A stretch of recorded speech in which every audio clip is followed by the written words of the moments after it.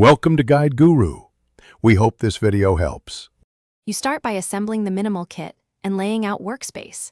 This saves time once you begin cutting. First, score and fold cardboard for the base and walls, then mount the microcontroller near an access port.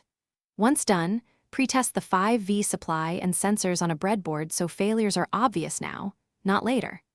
Make sure to label wires with tape and plan cable paths inside the cardboard so routing is tidy and airflow remains unobstructed. You next mount sensors and actuators, routing wires through slit channels to avoid stress. This prevents breakage during handling.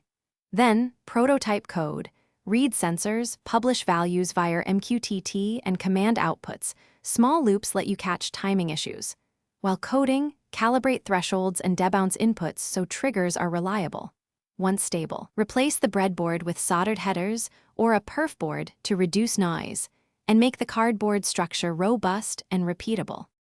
You finish by enclosing components, leaving service panels for firmware updates and replacing batteries. Add ventilation so electronics stay cool. Then, create simple automation rules, for example, light on at motion plus low ambient lux, so the cardboard house behaves predictably. After a full test cycle, monitor logs and note anomalies. If things go wrong, check power rails and ground continuity first. Most failures are loose connections.